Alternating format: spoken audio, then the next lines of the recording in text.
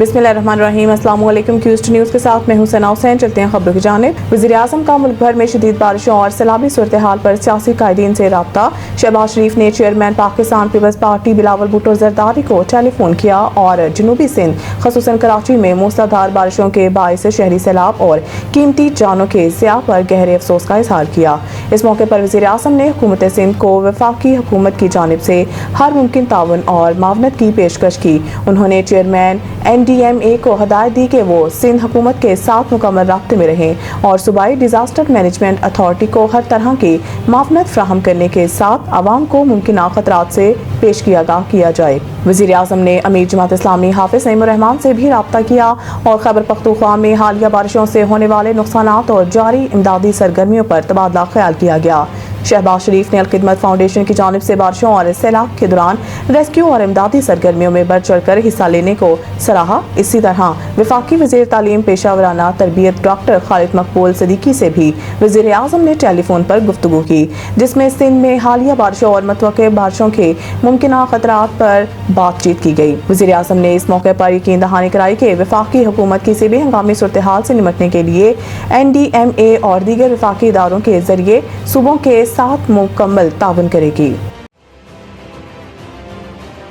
कराची एक दिन की बारिश ने बिजली का निज़ाम उलट दिया। शहर के बेशतर इलाके ताहाल बिजली से महरूम। कराची के इलाके सदर में रतन तलाव, उर्दू बाजार और कुर्ब जवाब के इलाके में मंगल से बिजली मुअत्तल है।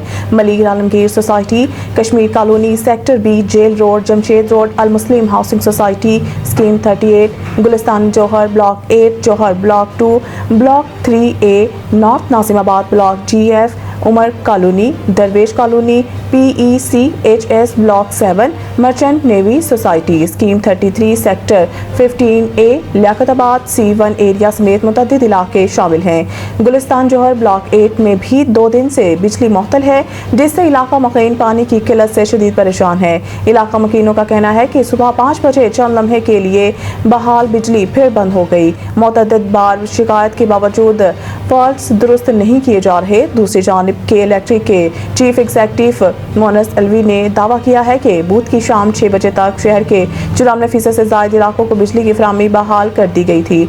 मोनस अलवी के मुताबिक शहर के तकरीबन 150 फीडर्स पर बिजली बहाल का काम जारी है। बारिश की वजह से के इलेक्ट्रिक फील्ड स्टाफ को आमदोरफ्त में शदीद मुश्किलात का सामना था।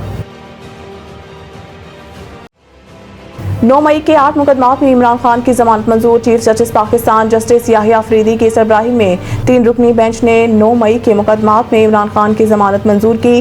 कबल अज़ीम चीफ जस्टिस पाकिस्तान याहिया अफरीदी की सरबराही में केस सुनने वाले बेंच में तब्दीली की गई और 3 रुकनी बेंच में जस्टिस मियां गुल हसन औरंगजेब की जगह जस्टिस हसन अजहर रिजवी को शामिल किया गया। दौरान इस्तेमाल स्पेशल प्रोसिक्यूटर जुल्फकार नकवी ने अदालत को बताया कि कल तबीयत नासाज के बाइस पेश नहीं हो सका, जिस पर चीफ जस्टिस ने कहा कोई बात नहीं। चीफ जस्टिस पाकिस्तान ने कहा आप दोनों से अदालत के 2 सवालात हैं। लाहौर हाई कोर्ट का फैसला पढ़ा होगा। पहला सवाल, क्या जमानत केस में हतमी फाइंडिंग दी जा सकती है? दूसरा सवाल, माजी में साजिश के इल्जाम पर सुप्रीम कोर्ट ने मुल्ज़मान को जमानत दी, क्या तसलसल का असूल इस केस पर अप्लाई होगा? पहला सवाल, क्या जमानत केस में हतमी फाइंडिंग दी जा सकती है? दूसरा सवाल, माजी में साजिश के इल्जाम पर सुप्रीम कोर्ट ने मुल्ज़मान को जमानत दी, क्या तसलसल का असूल इस केस पर अप्लाई होगा? स्पेशल प्रोसिक्यूटर जुल्फकार नकवी ने कहा है कि जमानत केस में अदालत की ऑब्जर्वेशन हमेशा बुरी नौयत की होती है। अदालत ऑब्जर्वेशन का ट्रायल पर कोई फर्क नहीं होता। सुप्रीम कोर्ट ने जमानत से मुतालिक गाइडलाइंस दी हुई हैं, जो कभी फॉलो होती हैं, कभी नहीं होती। सुप्रीम कोर्ट ने इस्तगासा के दलाइल सुनने के बाद 9 मई के 8 मुकदमात में बानी चेयरमैन PTI के इमरान खान की जमानत मंजूर कर ली। सलामती कौंसिल की फहरिस्त में सिर्फ मुसलमान ही दहशतगर्द क्यों? ये नाकाबिले कबूल है। आसिम इफ्तिखार, पाकिस्तानी मंदोब आसिम इफ्तिखार का सलामती कौंसिल से खिताब किया, जिसमें उन्होंने कहा है कि सलामती कौंसिल की फहरिस्त में एक भी गैर मुस्लिम दहशतगर्द मौजूद नहीं।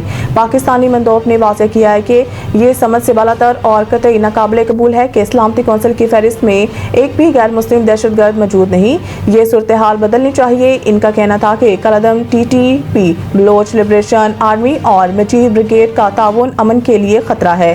آصف افتخار نے سلامتی کونسل سے خطاب میں کہا ہے کہ داعش آج بھی عراق، شام اور افغانستان میں ایک فعال خطرہ ہے جہاں ہزاروں جنگجو موجود ہیں۔ پاکستان مندوب نے بھارت پر الزام لگاتے ہوئے کہا ہے کہ انڈیا نہ صرف پاکستان میں دہشت گردی میں ملوث ہے بلکہ عالمی سطح پر بھی پاکستانیوں کو نشانہ بناتا ہے۔ ان کا مزید کہنا تھا کہ دہشت گردی کے خاتمہ کے لیے ایک جامع حکمت عملی اپنائی جائے۔ مزید نیوز اور اپڈیٹ کے لیے دیکھتے رہیں کیوسٹ نیوز۔